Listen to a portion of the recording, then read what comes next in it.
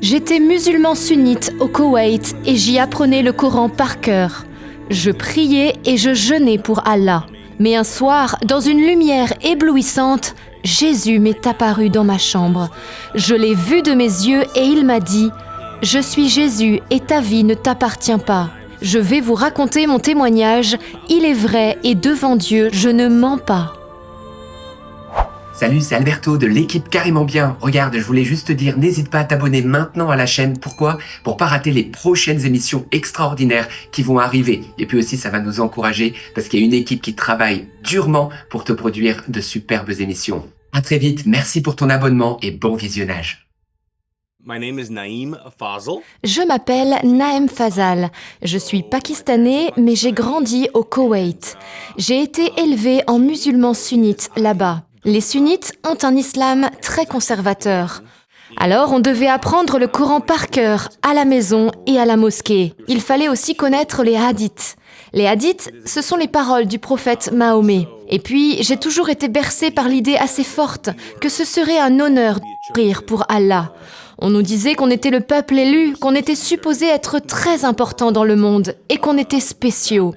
Quand mon grand frère a terminé le lycée, il a eu l'opportunité de partir aux États-Unis pour y faire ses études. Et puis, au bout d'un an, il est revenu nous rendre visite au Koweït. Là, il nous a annoncé, à moi et à mes sœurs, qu'il était devenu chrétien. Moi, quand j'ai entendu ça, j'ai réagi de façon très agressive. Je l'ai attrapé au cou, je l'ai plaqué contre le mur et je l'ai menacé de... Je lui ai dit des choses horribles, vraiment. Mes sœurs ont été très choquées par ma réaction et elles se sont mises à pleurer. Mon frère, lui, a eu tellement peur qu'il n'a rien dit à nos parents. Il n'en a plus parlé à personne, en fait, et il est retourné aux États-Unis. Naïm, 2 ans plus tard, vous allez vivre une expérience terrifiante. Un esprit démoniaque vous apparaît dans votre chambre, mais soudain, il se produit quelque chose d'extraordinaire. Vous vous retrouvez face à face avec Jésus. Que s'est-il passé ? Après ça, j'ai eu la possibilité de partir étudier aux États-Unis comme mon frère.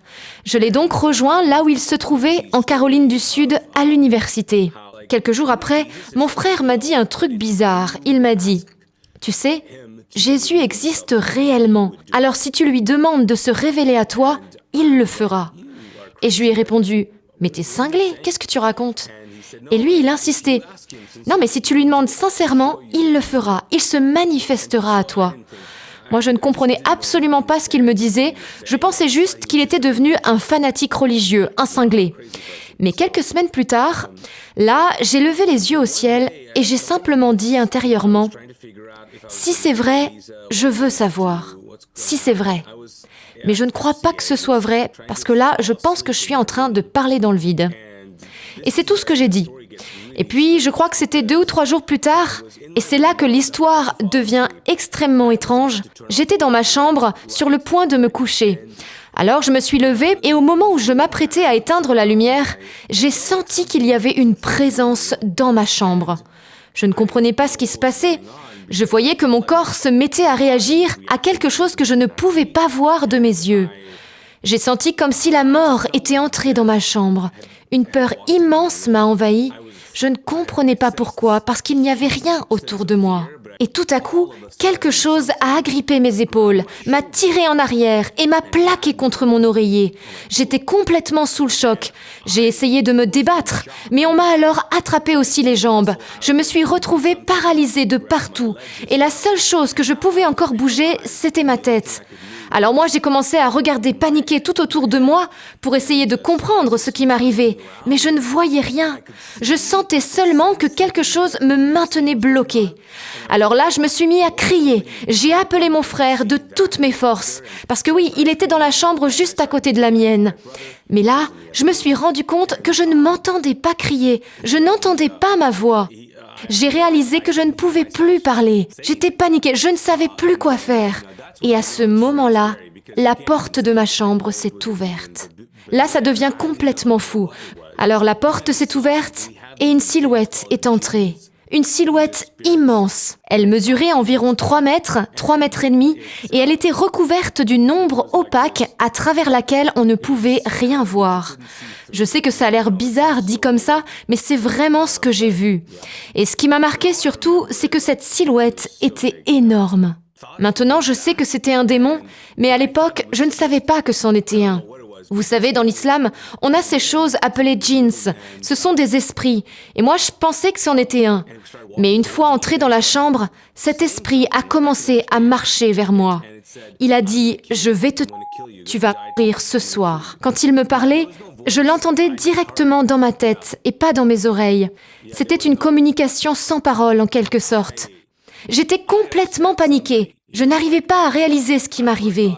Je me disais, mais s'il m'arrive ça, c'est parce que j'ai dû faire quelque chose de mal.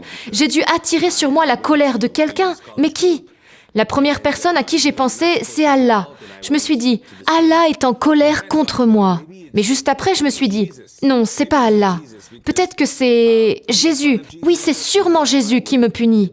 Parce que c'est vrai, je m'étais moquée de lui devant les amis de mon frère. J'étais toujours dans la contradiction pour donner tort aux chrétiens. Et puis je faisais tout le temps des blagues sur Jésus. Et pendant tout ce temps-là où je réfléchissais paniquée, la créature se rapprochait de plus en plus. Je me suis alors mis à prier tous les dieux possibles et inimaginables. J'ai invoqué Allah, Dieu, etc. Mais l'esprit continuait de se rapprocher et il est finalement arrivé jusqu'à moi. Mais au moment où j'ai cru qu'il allait me faire du mal, il a soudain disparu, d'un coup. Et tout ce qui me tenait, me ficelait, m'a lâché instantanément. J'étais complètement sonnée dans mon lit en état de choc. Qu'est-ce qui venait de se passer ? Je me suis levée lentement et puis j'ai couru dans le couloir pour aller réveiller mon frère. Je lui ai aussitôt demandé « Mais qu'est-ce que tu m'as fait ?» Il me dit « Comment ça ?» Je lui ai dit « Je sais pas, t'as pas fait quelque chose ?» Et là, je lui ai tout raconté. Il m'a demandé si c'était un rêve. Je lui ai dit « Mais non, j'étais pas encore couchée, je me suis même pas endormie. » Alors je lui ai tout raconté dans les détails. Et là, lui, il s'est mis à sourire. Je lui ai demandé « Mais pourquoi tu souris ?» Parce qu'il avait l'air fou à sourire comme ça. Et je lui ai dit « Ça peut pas être vrai, hein ?» Il m'a répondu « Ben, si, ce genre de choses, c'est dans la Bible. » Je lui ai dit « Quoi ? Qu'est-ce qui est dans la Bible ? » Ben, des histoires comme ça, avec des démons, des anges, Jésus qui chasse les démons, etc. Moi, je n'en avais jamais entendu parler. Parce que dans l'islam, surtout dans le Coran, il n'y a pas d'histoire surnaturelle. Vous savez, on ne parle pas de ce genre de choses. Mon frère a alors essayé de m'expliquer ce que cette attaque pouvait signifier. Peut-être que l'ennemi voulait me faire peur pour m'éloigner de toute spiritualité. Ou peut-être que Dieu m'avait choisi et que l'ennemi voulait me combattre et me détruire. Il était en train de m'expliquer toutes ces choses, mais en fait, j'étais tellement angoissée à l'idée que cet esprit pouvait revenir, et j'étais même persuadée qu'il allait revenir pour me tuer, parce qu'il n'en avait pas fini avec moi. Alors mon frère m'a dit qu'il ne connaissait qu'une seule personne qui avait autorité sur les démons et les anges. J'ai demandé « Qui ça ?» Il m'a dit « Jésus ». J'ai dit « Ok ». Il m'a demandé « Qu'est-ce que tu veux faire ?» Eh bien, on y va, il faut que je fasse connaissance avec Jésus. Il m'a alors proposé de prier. Et il m'a suggéré de répéter une prière après lui. Mais juste avant qu'il commence, je l'ai interrompu et je lui ai dit « En fait, je préfère dire une prière avec mes mots à moi. » Et j'ai donc prié. J'ai dit « Jésus, je ne sais pas qui tu es. Je ne peux pas dire que je t'aime parce que je ne te connais pas. Je ne peux pas non plus dire que tu es le Seigneur de ma vie parce que je ne sais rien de toi. Enfin bref, mais je sais que si tu me sauves de cette chose, de cet esprit-là, alors je te donnerai toute ma vie. » J'ai fait cette prière et ensuite mon frère m'a proposé de prier l'Esprit Saint pour lui demander de me pardonner mes péchés, de m'inonder de sa présence et de me donner la foi en Jésus. Et puis il a dit Amen et j'ai dit Amen. J'ai ouvert les yeux et mon frère était tellement heureux, vous imaginez ? Mais moi, j'étais toujours mort de peur. Alors je lui ai dit « Ok, et maintenant, qu'est-ce qui se passe ?» Il m'a répondu « Bah, je te souhaite une bonne nuit et puis on se voit demain matin. » Je lui ai dit « Ah non, je retourne pas là-bas, hors de question, je dors avec toi dans ta chambre. » Mais lui, il m'a dit « Tu vas pas dormir avec moi dans ma chambre, tu retournes dans la tienne. » Alors là, je lui ai dit « Mais jamais de la vie, je retourne pas dans cette chambre, personne ne doit jamais retourner dans cette chambre, il faut brûler cette chambre. » Et il a insisté écoute, tu viens de prier Jésus. Tu peux retourner sans peur dans ta chambre maintenant. » Et il a attrapé une petite Bible. C'était un Nouveau Testament en fait. En tout cas, moi, j'avais jamais vu une Bible, ni même tenu une Bible dans mes mains. Alors ma première réaction, ça a été « C'est ça une Bible ? Mais c'est tout petit !» Et il m'a dit « Non, ça c'est seulement le Nouveau Testament. Lis l'évangile de Jean et ça va aller. Tu prends ça avec toi dans ta chambre et tu verras, tout ira bien. » Mais quand il m'a tendu le livre, moi, intérieurement, je me suis dit « ça aurait été mieux qu'il me donne une plus grosse Bible en fait, parce que c'est quand même un gros démon. Donc il me faut une grosse Bible. » Quoi qu'il en soit, j'ai fini par retourner dans ma chambre, j'ai allumé toutes les lumières partout, je me suis assise sur mon lit et j'ai commencé à lire. J'ai fait ça pendant environ 1 heure et pendant tout ce temps-là, j'étais remplie de peur. Vous savez ce que c'est, quand vous avez peur, vous êtes sur le qui-vive et dès que vous entendez le moindre bruit, vous sursautez. Enfin bref, j'étais là donc à attendre et puis j'ai commencé à réfléchir sur ma vie. Et plus je réfléchissais, plus la frustration montait dans mon cœur. Je veux dire, je venais d'arriver d'un pays en guerre. J'avais tout quitté, mon visa allait expirer prochainement, je n'avais aucun diplôme et puis j'avais tout à faire. Je devais aller à l'université, construire ma vie, etc., etc. Et maintenant, encore en plus, j'avais ces problèmes de démons. Non mais sérieux, pourquoi ça m'arrivait à moi ? J'étais tellement frustrée et tellement en colère. Je me suis levée d'un bond, j'ai éteint toutes les lumières et puis je me suis couchée. Là, j'ai regardé vers le plafond et j'ai dit « Jésus, si je meurs ce soir, c'est de ta faute. » Et puis, j'ai tiré la couverture sur ma tête et j'ai essayé de m'endormir. Alors, je sais pas pourquoi j'ai dit ça, j'en ai aucune idée. Le fait est que j'étais là, sous la couverture, à espérer que rien d'autre n'allait m'arriver. Mais quelques minutes plus tard, j'ai soudain senti que quelqu'un me secouait pour me réveiller. Et là, je me suis dit « Oh non, ça recommence !» Et dans ma tête, je me disais « Surtout, t'ouvre pas les yeux. Si tu ouvres les yeux, tu vas voir des choses comme tout à l'heure, et il ne vaut mieux pas que tu les vois. » Alors je me suis concentrée très fort pour garder les yeux fermés, et j'essayais aussi de ne pas bouger. Mais quelque chose m'a secouée à nouveau. Je me suis dit « Oh non, oh non !» Et la seconde d'après, je ne peux pas vous expliquer ce qui s'est passé, mais je me suis retrouvée assise sur mon lit, les yeux ouverts. Et il était là, devant moi. Il m'a dit « Je suis Jésus et ta vie ne t'appartient pas. » Et vous savez, il y a quelque chose qui m'a frappée. C'est que je me trouvais devant Jésus, oui, mais j'étais en même temps à l'intérieur de lui. C'est difficile à expliquer. Je sais juste que, par moments, je le regardais, et puis à d'autres moments, je regardais tout autour de moi en me disant « Je suis en toi ». C'était un sentiment extrêmement étrange. En tout cas, pendant tout ce temps où Jésus était là, j'ai ressenti une paix si intense, si entière. Je n'avais jamais ressenti une telle paix avant, ni ressenti une présence aussi enivrante, presque envoûtante. Et puis, je n'arrivais pas à le quitter des yeux. Oui, mes yeux restaient scotchés en permanence sur lui. Mais à un moment donné, lorsque Jésus l'a décidé, je n'ai plus réussi à garder les yeux ouverts. J'ai commencé à avoir sommeil et je me suis endormie. Ce que j'ai cru comprendre, c'est que dans cette dimension, je ne pouvais pas être avec lui trop longtemps, comme si mon corps physique ne pouvait pas supporter sa présence plus longtemps. C'était vraiment étrange. Alors je me suis endormie. Le lendemain matin, j'ai eu cette motion du Saint-Esprit et j'ai entendu dans ma tête « Tu dois commencer un ministère ». Je ne savais pas ce qu'était un ministère ni ce que ça voulait dire. Alors moi, j'ai pensé aux prêtres catholiques et je me suis dit « Oh non, s'il te plaît Jésus, je veux pas devenir prêtre ». Mais en fait, Dieu m'invitait tout simplement à commencer à témoigner de ce qui m'était arrivé. Donc voilà mon histoire. Jésus m'a trouvée même si je ne le cherchais pas. Oui, je n'étais pas une personne en quête de spiritualité ou de vérité, non. Tout ça, ça ne m'intéressait pas. Mais Jésus est venu vers moi. Je n'ai vraiment aucun mérite. Je n'ai même pas le mérite d'avoir, ne serait-ce qu'essayé de m'intéresser à tout ça. Pouvez-vous nous décrire Jésus ? Qu'avez-vous ressenti en sa présence ?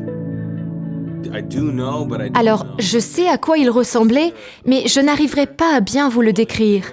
Je me souviens de lui comme d'une silhouette éclatante de blancheur et de lumière. Ce qui est sûr, c'est que j'étais bien réveillée et que je l'ai vu de mes yeux. Que vous dire d'autre ? Eh bien, vous savez, le corps humain a différents sens. L'odorat, le goût, la vue, etc. Eh bien, quand je me suis retrouvée en sa présence, mes sens sont comme devenus fous. Ça me débordait complètement. Mes yeux en prenaient plein la vue, mais tous mes autres sens ressentaient aussi les choses de façon décuplée. Donc je n'arrivais pas à me focaliser sur quoi que ce soit. Vous voyez ce que je veux dire? Donc oui, j'ai du mal à bien vous décrire Jésus. Le sentiment qui m'est resté, c'est toute cette impression de lumière, de paix, et cela m'émeut encore aujourd'hui. Naïm, vous ouvrez les yeux sur des différences fondamentales entre l'islam et le christianisme, et vous êtes choqué. Dites-nous en quoi. Alors les différences les plus frappantes, c'est que dans l'islam, il n'y a pas de lien entre Dieu et les hommes. Il n'y a aucune connexion entre le réel et le monde surnaturel. Donc il est hors de question que Dieu vienne sur terre, par exemple, qu'il s'abaisse jusqu'aux hommes. Et aussi, Dieu n'aura jamais non plus d'interaction avec l'humanité, parce que l'humanité est pécheresse, sale et impure. C'est pour ça que dans l'islam, il y a beaucoup de rites de purification à faire, dès lors qu'on veut ne serait-ce que s'adresser à Allah. Par exemple, vous ne pouvez pas toucher le Coran sans vous être lavé les mains. Vous ne pouvez pas non plus commencer à prier et à parler à Dieu si vous n'avez pas fait les purifications rituelles. Et vous n'avez pas le droit de faire vos prières sur le tapis sans avoir fait les ablutions, etc. Donc vous comprenez, toute la pensée de l'islam est très axée sur l'idée que l'humanité est sale, l'humanité doit faire telle et telle chose avant de pouvoir approcher Dieu et parler à Dieu. Et ici, la plus grande différence avec le christianisme, c'est que Jésus, lui, il explique dans sa parole qu'il est Dieu et qu'il est descendu du ciel sur la terre pour devenir l'un des nôtres, pour se faire homme. Vous voyez, ce n'est pas du tout la même chose que dans l'islam. Dans l'Épître aux Galates, il est dit que Jésus existait avant toute chose, que tout a été fait par lui, en lui et à travers lui. Oui, il est Dieu, mais il s'est ensuite abaissé jusqu'à l'humanité. Il est venu sur terre et il s'est même abaissé encore plus, jusqu'à lui-même devenir homme parmi les hommes.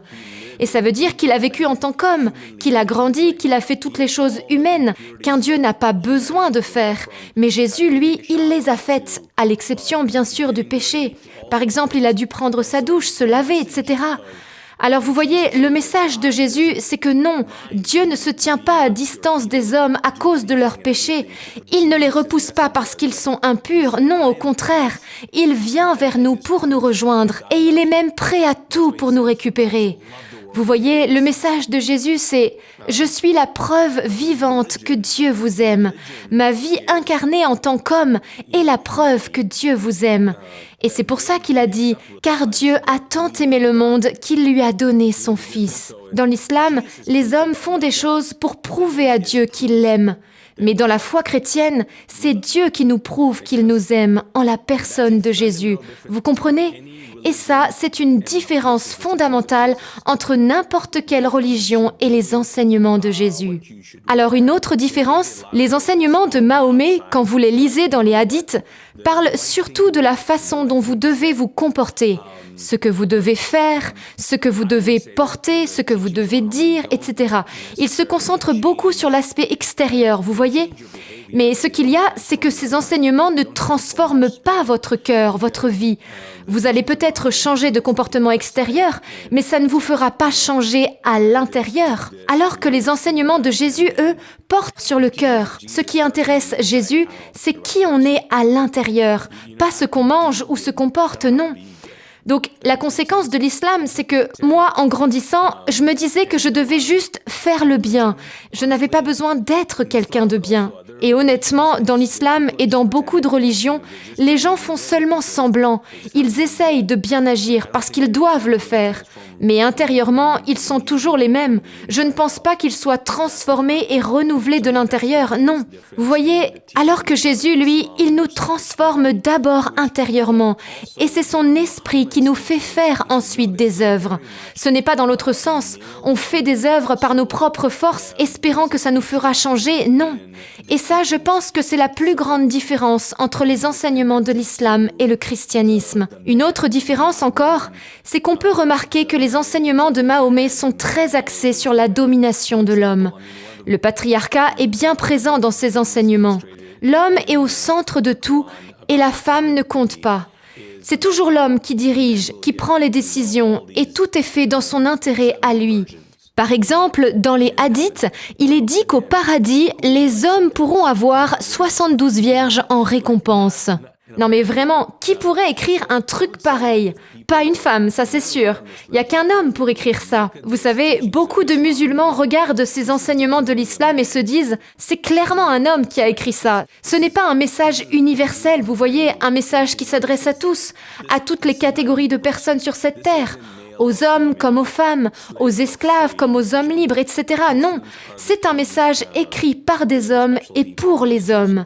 Mais vous savez, tout ça ne ressemble pas à ce que Dieu dirait.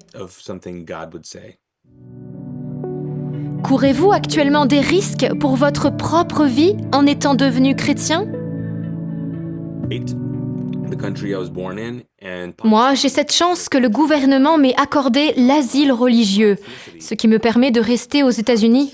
Parce qu'au Koweït, le pays où j'ai grandi, et au Pakistan, mon pays d'origine, dans ces deux pays, la loi de la charia est en vigueur. Donc, si vous vous convertissez après avoir été musulman, c'est-à-dire après être né musulman et avoir grandi musulman, vous pouvez être condamné ou emprisonné à perpétuité.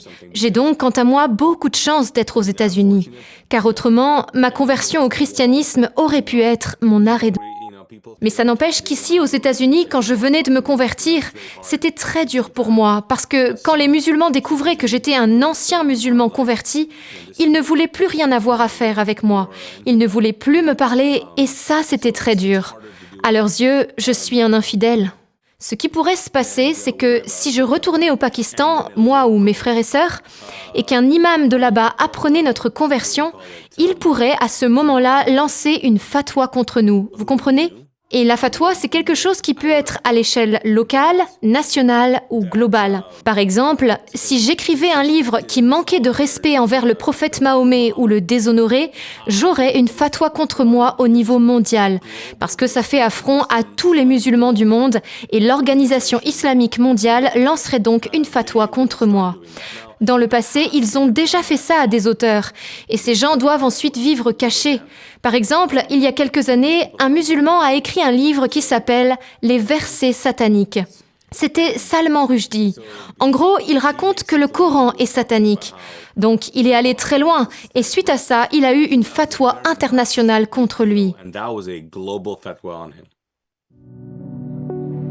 Votre sœur apprend que vous êtes devenu chrétien et sa réaction est radicale. Que fait-elle?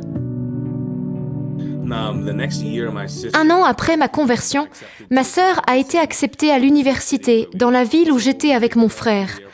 Alors, on a été la chercher à l'aéroport et elle est venue dans notre appart, à mon frère et moi. Et ce soir-là, quand je me suis retrouvée seule avec elle, elle m'a dit, juste comme ça, « Tu serais pas comme Mahmoud ?» Mahmoud, c'était mon frère. Je lui ai dit, « Comment ça, comme Mahmoud ?» Elle m'a dit, « Tu sais très bien ce que je veux dire. » Et en effet, j'avais bien compris de quoi elle voulait parler. Elle voulait savoir si j'étais devenu chrétien. Alors je lui ai raconté mon histoire, comment j'en étais venue à rencontrer Jésus. Et là, elle s'est mise à pleurer. Elle me disait, « J'arrive pas à croire que t'aies fait ça. » Et je lui ai dit, « Obia, j'ai rien fait, moi, je te raconte juste ce qui m'est arrivé. » Mais elle continuait de me dire, « C'est pas possible, t'existes plus pour moi, t'es plus mon frère. » Et après ça, elle a arrêté de me parler du jour au lendemain. C'était très douloureux pour moi, d'autant plus qu'elle continuait de parler avec notre grand frère, alors que c'est avec lui que tout avait commencé. Mais moi, elle ne me parlait plus. Et puis, quelques semaines après tout ça, on était au restaurant à plusieurs, on venait de commander à manger, elle était assise en face de moi, mais elle ne me parlait toujours pas. Et là, j'ai entendu cette motion du Saint-Esprit dans mon cœur. Emmène-la marcher dehors et elle viendra à moi. Ça m'a fait un peu peur, mais je me suis dit, allez, on y va. Je l'ai donc regardée et je lui ai dit, hé, tu veux aller marcher? Et nos amis à table me demandaient, mais qu'est-ce que tu fais? On vient de commander à manger, les plats vont arriver. Et j'ai dit, juste quelques minutes, vous inquiétez pas. Et je lui ai redemandé, tu veux qu'on aille marcher? Et là, elle m'a dit oui. Alors, on est sortis du restaurant et on a commencé à marcher. Mais là, elle s'est mise à pleurer. Je lui ai demandé, mais qu'est-ce qui t'arrive ? Elle n'arrêtait pas de pleurer en fait. Alors on marchait, mais elle pleurait tellement, et il y avait du monde dans la rue. Je me disais, purée, mais tout le monde va penser que c'est de ma faute si elle pleure, que c'est moi qui lui ai fait quelque chose. Alors j'étais en mode, j'ai rien fait, c'est pas moi, je sais pas pourquoi elle pleure. Mais je sentais tous les regards sévères autour de moi, l'air de dire « c'est à cause de toi qu'elle pleure ». Bref, dès que j'ai vu une allée plus à l'écart de la foule, je lui ai proposé d'y aller et on s'y est engouffré. Là, je lui ai redemandé « mais qu'est-ce qui se passe, Obia ? Pourquoi tu pleures ?» Ça faisait des semaines qu'on n'avait plus échangé un mot et elle était en train d'essayer de me répondre, mais je ne comprenais pas ce qu'elle me disait.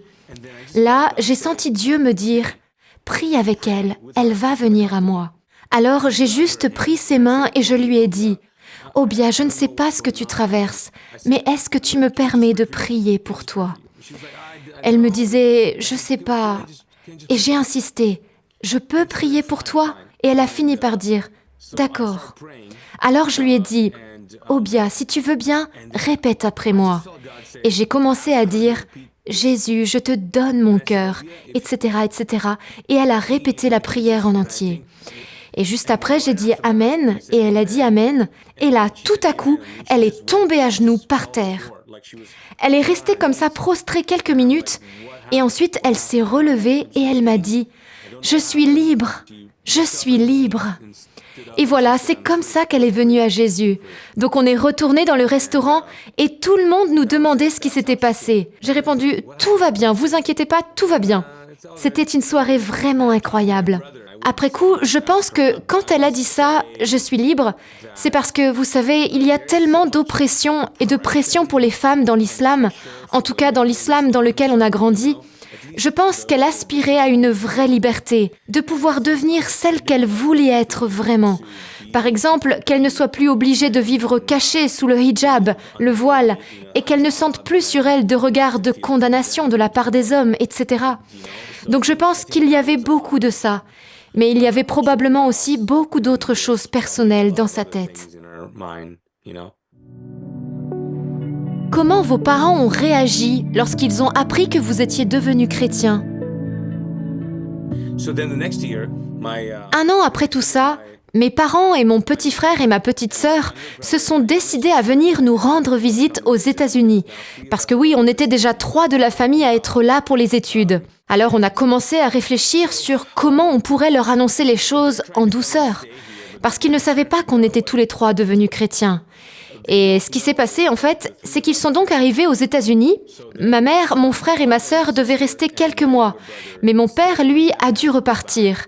Donc, quand mon père est reparti, là, on s'est dit « Ok, maintenant que papa est parti, il faut le dire à maman. » Alors, mon grand frère m'a dit « Toi, dis-lui. » Et j'ai répondu « Pourquoi moi ? C'est toi qui dois lui dire, c'est toi l'aîné. » Mais il a insisté « Non, non, c'est toi qui dois lui dire. » Alors, un dimanche soir, je suis allée marcher avec maman et je lui ai tout dit, au sujet de Mahmoud, Obia et moi, qu'on était tous les 3 devenus chrétiens.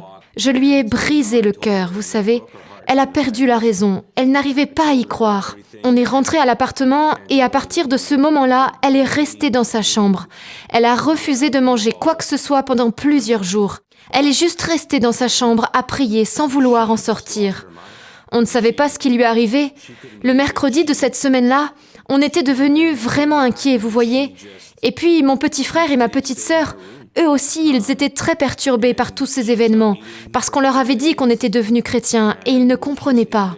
Alors, le mercredi soir, quand on est rentré de l'église, on ne savait plus quoi faire. Ma mère avait entre-temps appelé mon père, et mon père était en train de décider s'il nous ferait revenir au Koweït à cause de ce qu'on avait fait. Quand on est arrivé dans l'appartement, ma mère était sortie de sa chambre et elle hurlait. Elle proférait des choses folles comme « Je vous déshérite, vous n'êtes plus mes enfants ». Elle perdait complètement le contrôle. Alors j'ai regardé mon grand frère et je lui ai dit « Pourquoi t'irais pas lui parler ? Moi, j'emmène Atia, c'est ma petite sœur, dans une autre pièce pour discuter avec elle. Et peut-être qu'Ali peut jouer avec des amis ou un truc comme ça parce qu'il était petit. » Donc voilà, ça c'était notre plan. Alors ma sœur la plus âgée et mon grand frère sont allés parler à ma mère. Moi, j'ai emmené ma petite sœur, qui était encore musulmane, dans une autre pièce et on s'est assis pour discuter. Elle m'a demandé Mais qu'est-ce que vous avez fait? Pourquoi vous avez fait ça? Et elle pleurait. Elle disait, vous détruisez notre famille. J'étais là à essayer de lui apporter des réponses.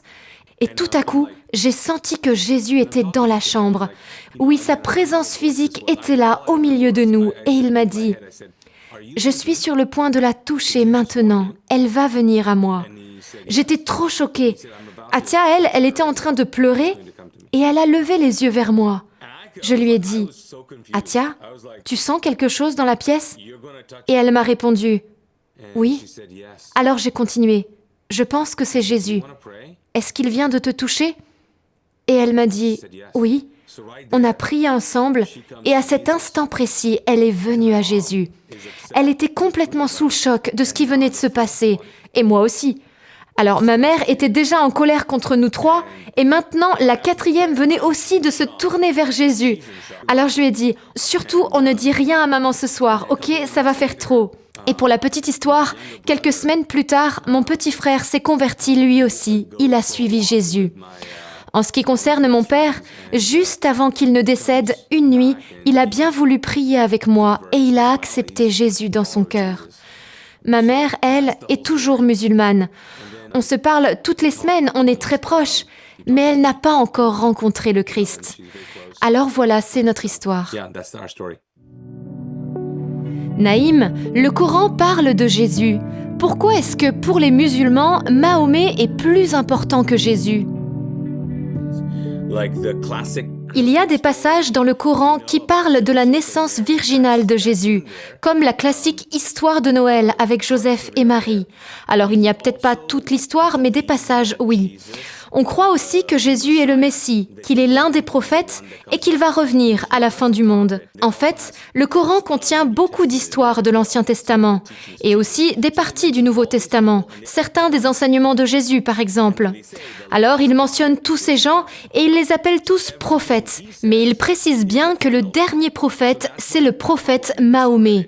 Alors, tout ce qu'il a dit, c'est en quelque sorte le mot de la fin, qui l'emporte sur tout ce qui a été dit avant lui. Et c'est comme ça qu'il discrédite tout ce qu'a fait et dit Jésus. Parce que la personne la plus importante, c'est Mahomet. Même s'ils attribuent à Jésus le pouvoir de faire des miracles, pour eux, le prophète Mahomet est celui qui détient l'ultime parole de Dieu. Nous constatons actuellement que de nombreuses personnes musulmanes ont une apparition de Jésus, ou une vision, ou encore un songe. Pourquoi, à votre avis ? Je pense que c'est en grande partie dû au fait que pour quitter l'islam et pour quitter notre vie d'avant, ça exige un grand sacrifice. Parce que oui, l'islam est plus une identité, une nationalité qu'une religion, vous voyez ? L'islam est en quelque sorte une nationalité internationale que partagent tous les musulmans. Et donc, pour quitter ça, c'est difficile. Et c'est la raison pour laquelle la charia l'interdit et punit les gens. Parce que c'est comme un acte de trahison en fait. Oui, c'est vraiment comme ça que ça se passe. Alors je pense que c'est pour ça que Jésus se manifeste fortement aux musulmans. Il leur faut une rencontre forte avec lui pour être en mesure de quitter l'islam et de prendre tous ces risques pour leur propre vie. Naïm, avez-vous été attaqué d'autres fois par le diable ? Racontez-nous aussi ce jour où vous vous rendez chez vos voisins pour y chasser un démon. Oui, ça n'a pas été la dernière fois. Je pense que ces attaques sont liées au ministère que j'exerce. Vous savez, je suis le seul de la famille à être à plein temps pour le ministère d'évangélisation. Après ça, j'ai été attaquée encore et encore. Et ça a été de plus en plus intense. Mais j'ai aussi pu développer ma foi et comprendre l'autorité qu'on a dans le nom de Jésus. Alors ça m'a permis de vraiment savoir faire face au combat spirituel, même à conseiller les autres. Et là, j'ai vu des choses extraordinaires arriver. Un jour, j'ai été agressée par un démon, un peu comme la première fois. Il m'a plaqué sur le lit, mais il ne s'est pas arrêté là. Il m'a aussi griffé l'oreille. J'ai eu le même sentiment de panique que la première fois. Mais cette fois-là, j'ai essayé de prendre autorité sur l'esprit. Et là, j'ai entendu une voix, celle de Jésus, qui a dit « Laisse-le ». Et il m'a lâché. Tout s'est arrêté. Je peux vous raconter une histoire maintenant où je n'étais pas moi-même attaquée, mais où Dieu m'a utilisée. Voilà ce qui s'est passé. C'était quand tous mes frères et sœurs étaient devenus chrétiens et on vivait dans un appartement. Ce jour-là, j'étais sur le point de partir au travail et ma sœur est entrée dans ma chambre et m'a dit « Hé Naëm, il faut que tu ailles chez les voisins et que tu pries pour eux, parce qu'il y a un démon là-bas. » Et je lui ai dit « Mais n'importe quoi, je suis en retard au travail, je peux pas faire ça. » Mais elle a insisté « S'il te plaît, vas-y maintenant. » Et je sentais que Dieu me confirmait qu'il fallait y aller. Alors on y est allé ensemble avec ma sœur, et effectivement, lorsque je suis entrée dans la maison, j'ai tout de suite senti une présence maléfique. Alors il n'y avait qu'une adolescente de présente dans la maison, ses parents étaient au travail. Je lui ai demandé de m'expliquer ce qui se passait chez eux. Elle m'a dit « Il y a quelque chose qui marche dans l'appartement. C'est comme une silhouette, une petite silhouette qui se promène. » Je lui ai demandé « Depuis combien de temps est-elle là ?» Et elle a dit « Ça nous suit de maison en maison. » Alors j'ai demandé « Donc ton papa et ta maman le savent ?» Elle m'a dit « Oui, ils savent, on a tous déjà vu cette chose. » À ce moment-là, il m'a semblé voir une présence se diriger vers la chambre de la jeune fille. Mais moi, j'étais en retard au travail et c'était pas comme si j'avais l'habitude de ce genre de situation. C'était ma première fois depuis ma conversion. Alors j'ai demandé à Jésus de me guider. « Jésus, qu'est-ce que tu veux que je fasse ?» Et j'ai vraiment senti que Jésus me disait ça. « Cet esprit mauvais est réel, tu vas chasser ce démon. » Alors j'ai continué d'échanger avec la jeune fille et je lui ai dit « Est-ce que tu connais Jésus ?» Elle m'a dit non. Alors je lui ai répondu « Écoute, je vais t'expliquer comment faire pour t'en sortir. Cette présence est réelle, mais Dieu t'aime, il veut te venir en aide. Et pour cela, tu dois venir à Jésus. » Et elle m'a dit « D'accord. » Et ensuite, on est allés tous les trois dans la chambre de la jeune fille, parce qu'il m'avait semblé voir quelque chose là-bas. Et ce que je vais vous raconter maintenant, ça semble fou, on dirait un vrai film, mais c'est la réalité. Je suis allée avec elle et ma sœur dans sa chambre, et sur un mur, sur sa commode, elle avait plein de poupées, vraiment beaucoup. Je suis entrée, et à peine j'ai franchi le seuil de la porte, j'ai vu que la tête d'une des poupées s'est tournée aussitôt dans ma direction et s'est mise à me regarder. Oui, je sentais vraiment une présence dans la poupée. Donc oui, j'étais convaincue que l'esprit se trouvait dans la pièce. On s'est mis à genoux par terre, tous les trois, et la jeune fille a donné son cœur à Jésus. Puis le téléphone de la maison s'est mis à sonner, et la jeune fille est allée répondre au téléphone. Et pendant ce temps-là, j'en ai profité pour me lever, et je suis allée voir de plus près cette chose. Je l'ai regardée dans les yeux, et je lui ai dit « Au nom de Jésus, va-t'en !» Et cette chose communiquait avec moi par télépathie, comme la première fois en fait. Et elle m'a dit « Non ».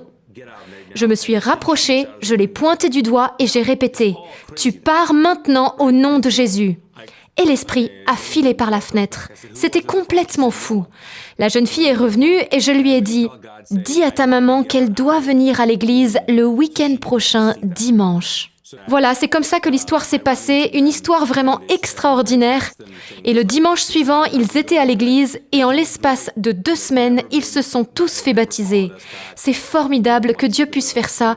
Voilà une des histoires que je pouvais vous raconter. Vous avez donné totalement votre vie à Jésus. Mais qu'est-ce que cela a changé dans votre quotidien ? Comme je vous l'ai dit, j'ai grandi dans l'islam avec cette mentalité que j'avais juste à faire de bonnes œuvres, en gros. En devenant chrétien, j'ai réalisé que non seulement je devais aimer mon prochain et faire de bonnes œuvres, mais je devais aussi laisser Dieu me transformer intérieurement, dans mes pensées et dans mes sentiments. Comme il est dit dans Philippiens, « Pensez à tout ce qui est pur, tout ce qui est vrai. » Et comment faire pour me laisser transformer par Dieu ? Cela, je l'ai compris en lisant ce que Jésus a dit à Nicodème. « Si un homme ne naît de l'esprit, il ne peut pas entrer dans le royaume de Dieu. » J'ai compris que c'est l'Esprit de Dieu en moi qui me transforme. Le Saint-Esprit est en quelque sorte la mère qui me donne naissance, qui donne naissance à cette nouvelle personne que je deviens peu à peu. Mais ça veut dire aussi que je dois permettre à Dieu de travailler en moi. Donc oui, cette rencontre avec le Christ a amené beaucoup de changements dans ma vie, au niveau de mon comportement, de mes paroles, mais plus encore, toute mon âme et mon esprit ont été renouvelés. Je suis une personne différente maintenant. Je ne regarde plus les choses d'un point de vue terrestre. C'est la perspective de l'éternité qui m'oriente et me guide afin que je devienne la personne que je suis appelée à devenir. Que voulez-vous dire à ceux qui vous regardent maintenant? Je dirais que Dieu est bien plus grand que vous ne le pensez, et il vous est bien plus fidèle que vous ne le pensez. Et puis, j'aimerais aussi vous encourager à laisser plus de liberté à Dieu dans votre vie. Permettez-lui d'agir davantage dans votre vie, de vous conduire, de vous guider, parce que plus vous serez disposé à l'écouter et à le suivre, plus vous comprendrez qui vous êtes et ce pourquoi il vous a créé. Il est bon que vous sachiez que mon histoire n'est pas aussi extraordinaire que le Dieu qui a écrit cette histoire et qui a permis à cette histoire d'arriver. Oui, c'est un Dieu extraordinaire qui fait des choses incroyables. Et puis, il faut savoir aussi que ces expériences surnaturelles que je vous ai racontées dans mon témoignage, eh bien, ce n'est pas non plus mon quotidien. Ça s'est passé il y a presque 30 ans maintenant, et c'est pas comme si je vivais ce genre d'expérience extraordinaire tous les mois, non. Il y a bien sûr des périodes pendant lesquelles il ne se passe rien, et vous avez l'impression que Dieu n'est plus là. Et peut-être d'ailleurs que parmi ceux qui m'écoutent, certains ressentent ça. Vous traversez une période de désert et vous avez l'impression que Dieu vous a abandonné parce qu'il se tait. Mais vous savez, Dieu peut être silencieux, ça ne veut pas dire qu'il ne travaille pas pour autant dans votre cœur et dans votre vie. Dieu travaille toujours à notre bien. Alors je veux vous encourager à toujours marcher avec Jésus. Dieu est toujours fidèle. Il n'y a pas un jour où il ne nous aime pas. Il n'y a pas un seul jour où Jésus se dit « Vous savez quoi? C'était peut-être une erreur de mourir pour eux. » Non, je crois que ça, c'est jamais arrivé à Jésus. Alors j'espère que vous serez encouragés. Un mot de la fin? Ce qu'on pense de Dieu peut changer sans arrêt parce qu'on est humain. Mais ce que Dieu pense de nous ne change jamais. Il nous aime et il nous aimera toujours.